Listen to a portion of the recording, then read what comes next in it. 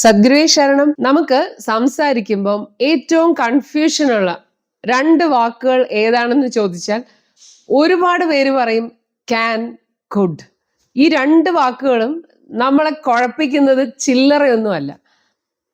Can actually പലർക്കും എളുപ്പമായിരിക്കും, പക്ഷെ ഈ കുഡ് വരുമ്പോഴാണ് നമുക്ക് എന്താ പറയുക കിളി പോകുന്ന പോലെ തോന്നുന്നത്. അപ്പോൾ നമുക്ക് ഇന്നത്തെ വീഡിയോയിൽ ഈ ക്യാനും കുഡും പഠിച്ചിട്ട് തന്നെ കാര്യം വളരെ ഈസി ആയിട്ട് സിമ്പിളായിട്ട് നിങ്ങൾക്ക് ഇത് മനസ്സിലാവും.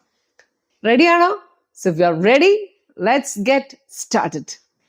ഇംഗ്ലീഷ് ഗുരുവിന്റെ പുതിയ എപ്പിസോഡിലേക്ക് എല്ലാവർക്കും സ്വാഗതം. ഞാൻ ആശാലത ശ്രീജിത്ത്. അപ്പൊ എന്താണ് ക്യാൻ എന്ന് പറയുന്ന ആ വേർഡിന്റെ അർത്ഥം?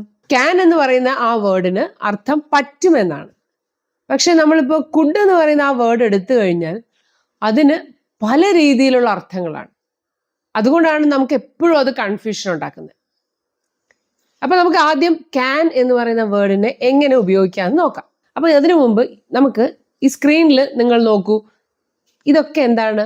വേർബ്സ് ആണ്, കൊച്ചു കൊച്ചു വേർബ്സ്. അതായത് നമ്മൾ ഡെയിലി ചെയ്യുന്ന ആക്ഷൻസ്, നമ്മുടെ ജോലി, പ്രവൃത്തികൾ. ഇത് നോക്കാം. ഇത് വെച്ച് നമുക്ക് ഈസി ആയിട്ട് നമുക്ക് ക്യാനിനെ പിടിക്കാം. കം, വരിക, ഈറ്റ്, കഴിക്കുക, ഡാൻസ്, ഡാൻസ് ചെയ്യുക, വർക്ക്, ജോലി ചെയ്യുക, ക്ലീൻ, വൃത്തിയാക്കുക, ഡു ഇറ്റ്, അത് ചെയ്യുക, ജംപ്, ചാടുക, റൺ, ഓടുക, സ്റ്റഡി, പഠിക്കുക, ബൈ, വാങ്ങുക.